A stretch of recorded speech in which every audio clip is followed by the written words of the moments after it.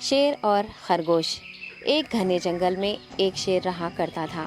وہ تمام جنگل کا بادشاہ تھا، لیکن وہ بادشاہ جیسے پیش نہیں آتا تھا۔ ہر دن بے رحمی سے جنگل کے جانوروں کو کھا جایا کرتا تھا۔ شیر کے خوف سے جنگل کے جانور چھپ جایا کرتے تھے اور خود اپنی بھوک و پیاس کو مار کر سخت مشکلات سے دوچار ہونے لگے تھے۔ اس طرح کچھ دن بعد جنگل کے تمام جانور ایک مقام پر جمع ہوئے اور شیر کے شر سے محفوظ رہنے کے لیے سب مل کر رائے مشورہ کرنے لگے۔ سب نے اپنی اپنی بات رکھی اور آخر میں ایک گیدڑ نے کہا، میرا خیال ہے کہ ہم روز شیر کے ہاتھوں مرنے کے بجائے ہم خود ایک بار شیر کے پاس چلے جائیں۔ اس طرح روزانہ شیر کسی ایک کو کھا لے گا اور ہم سب اپنی اپنی باری سے چلے جائیں گے اور بلا خوف و ڈر سکون سے زندگی گزاریں گے۔ گیدڑ کے مشورے پہ تمام جانور رضامند ہو گئے۔ ایک بندر نے کہا، ٹھیک ہے، تمہاری بات بالکل درست ہے۔ موت کا خوف کرنے کے بجائے اپنی باری آنے تک ہم اطمینان و سکون کی زندگی گزار سکیں گے۔ جانوروں کی بات چیت مکمل ہونے کے بعد خود گیدڑ نے شیر کے پاس جا کر یہ ساری بات بتائی۔ گیدڑ کی باتیں سننے کے بعد شیر نے کہا، میں بادشاہ ہوں، اس لیے تم سب کی بات مان رہا ہوں، لیکن ایک بات غور سے سن لو۔ اگر کسی دن مجھے جانور ملنے میں تاخیر ہو جائے تو میں خاموش نہیں بیٹھوں گا اور دوبارہ تم سب پر حملہ کرنا شروع کروں گا۔ شیر نے بڑے غصے سے یہ سب کہا۔ شیر کی باتیں سن کر گیدڑ نے سر ہلاتے ہوئے حامی بھر دی اور وہاں سے چلا گیا۔ اس دن کے بعد ایک ایک جانور بلا ناغہ اپنی اپنی باری کے مطابق شیر کے پاس جانے لگے اور شیر سکون سے اپنے پاس آنے والے جانوروں کو مار کر اپنی بھوک مٹانے لگا۔ یہ معاملہ ایسے ہی چل رہا تھا اور ایک دن شیر کے پاس جانے کی باری ایک خرگوش کی آئی۔ وہ خرگوش بہت ہی ہوشیار تھا۔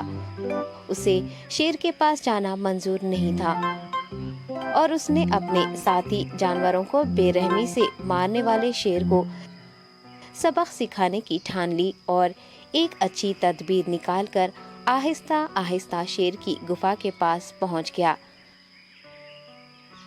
تاخیر ہو جانے سے شیر کافی غصے میں تھا اور خرگوش کو دیکھ کر غصے سے کہنے لگا، میں نے تم سب کو پہلے ہی کہہ دیا تھا، دیر ہو جائے تو میں خاموش نہیں بیٹھوں گا۔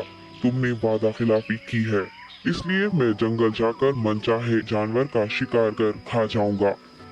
تب خرگوش نے شیر سے کہا، معاف کر دیجیے بادشاہ سلامت، غلطی ہو گئی اور اس کا ایک واجب سبب ہے۔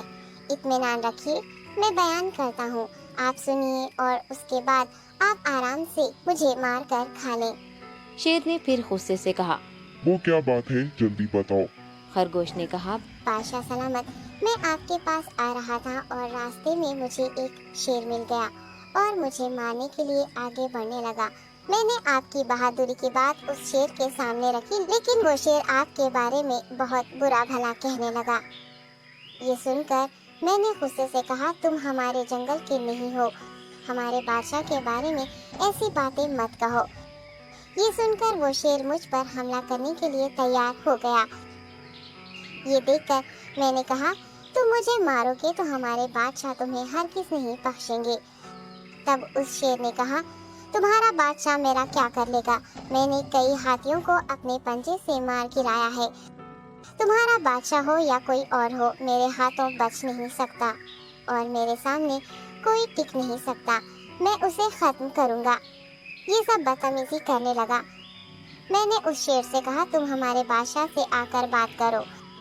تب اس نے فخر سے کہا، میں کیوں آؤں؟ تمہارے بادشاہ میں دم ہے تو اسے ہی یہاں لے کر آؤ۔ یہ کہہ کر مجھے دبانے لگا۔ بادشاہ سلامت، اسی لیے آنے میں تاخیر ہو گئی۔ یہ سنتے ہی شیر غصے سے کہنے لگا، چلو ابھی چلتے ہیں، اسے ختم کر دوں گا۔